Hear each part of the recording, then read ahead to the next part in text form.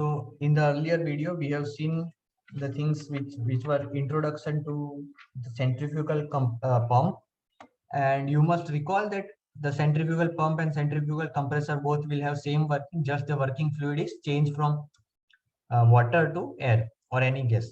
So over here we are working with fluid, or that is the liquid or water. So let's see the velocity triangles.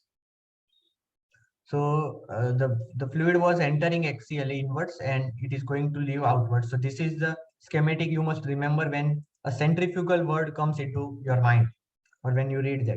So this is the inlet triangle where U represents the blade speed over here, and VR represents the relative velocity, V represents the absolute velocity, VF represents the flow or axial velocity, and VW represents the radial velocity or whirl velocity, WHIRL, whirl velocity. And this is how the inlet velocity triangle looks like. Beta is the angle which relative velocity makes with the blade speed. So over here we can translate this blade speed vector from here to here, and that's the angle beta.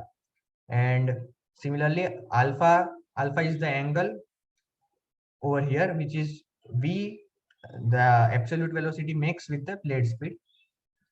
And then we can make a outlet velocity triangle where again we have U2, VW2, V2, VF2, VR2, and beta 2 and alpha 2. We can also make alpha 2 over here, that is skipped.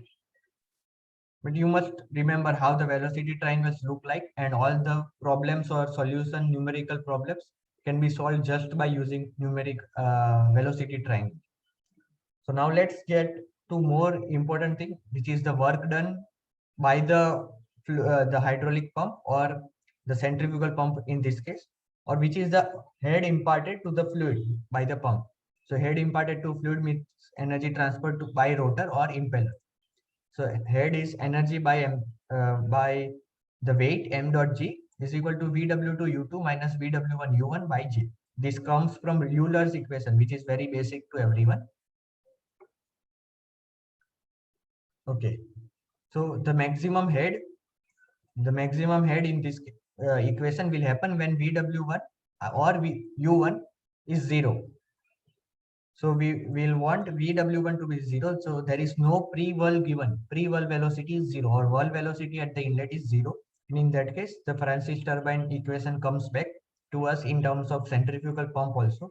H head is equal to energy upon m dot g. So I may have skipped m dot or m. They are the same. Everywhere we have to use mass flow rate. Mass is of no use, or it doesn't make sense. Everywhere we have to use mass flow rate m dot VW2 U2 by G. So now let's see the relation between manometric head developed, which was explained earlier in the previous video, and the energy imparted to fluid, which is this. So let me just go through that.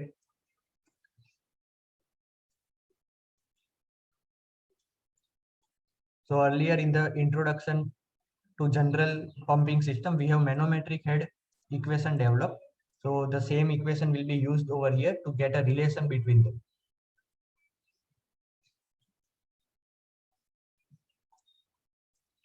So we know that manometric efficiency is output upon input, some type of output. Over here, the output is manometric head and input is the energy given to the fluid. So manometric head was shown earlier, and this was the energy given, H.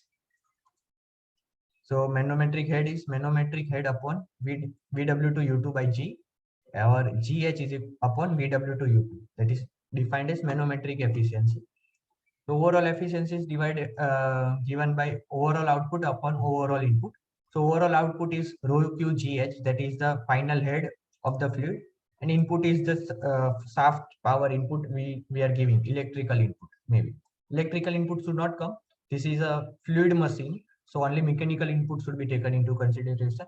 All the electrical power losses are not taken into consideration here. And H is the manometric head over here. That is H2 minus H1 by, okay, H2 minus H1, fine. Manometric head in pump is very much similar to hydraulic efficiency. Manometric efficiency in pump is equivalent to hydraulic efficiency in turbine. Over there, it was defined as power developed by rotor divided by head available. Over here in pump, it is defined as GH, that is manometric head, divided by power given.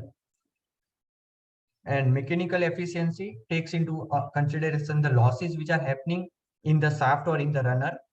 So this is the energy which we are getting in the fluid, that is the velocity gain in the fluid, and denominator means the shaft power which is provided.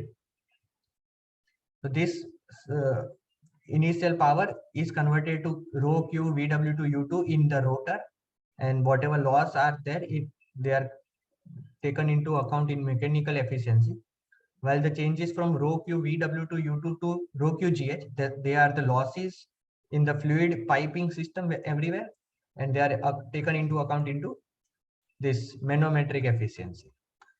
The manometric efficiency of 100% is possible, and that is if the fluid is ideal, there are no losses in the piping system, that is no viscosity. So it is possible if the viscosity is lower, we can reduce the loss.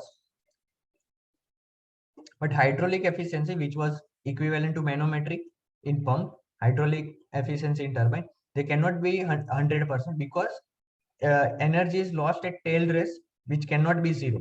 In the turbines, we'll have a tail race from where the fluid leaves from the turbine. So that will have some non-zero velocity, finite velocity, and that non-zero velocity is the actual loss to us. So there will be some kinetic energy which is wasted during the discharge. So hydraulic efficiency was defined as rotor plus exit head divided by head given. So this exit head is always lost. So this is an expression: manometric efficiency into mechanical efficiency is equal to overall efficiency, and this is the expansion of that. So other things will get cut out and we'll have the overall efficiency. And sometimes in the head loss, we have to figure out the head loss in the piping system. So head loss due to friction, HF, is equal to FLV square by 2dg. If the equation is given in these terms, that means the F represents the Darcy's friction factor or if the Darcy's friction factor is given, we need to use this equation for head frictional head loss calculation. And if F given, that is the frictional loss coefficient is Fanning's friction coefficient or factor, then we need to use 4 FLV square by 2dg. That means they are having a factor of 4 in them. Darcy's is 4 times of Fanning. Okay, so this is just a schematic to help you remember things. So energy in fluid, we have a rotor, then we have the shaft. So there are losses that are the hydraulic losses which are happening between rotor and energy given to fluid. And then there are mechanical losses happening when the energy transfer takes between rotor and shaft. So these hydraulic losses are due to viscosity of fluid. So for turbine, we were having fluid energy, which was getting transferred to rotor and then to shaft. And we were having a mechanical power output at the shaft. Over here, we are having shaft input power, mechanical power given to rotor, and that rotor converts mechanical energy to fluid energy. That is, and the types of efficiency involved are also named with the arrows below. Here we have hydraulic efficiency, mechanical efficiency, and manometric efficiency. So from next time, we'll see blades, different types of blades and how do they perform.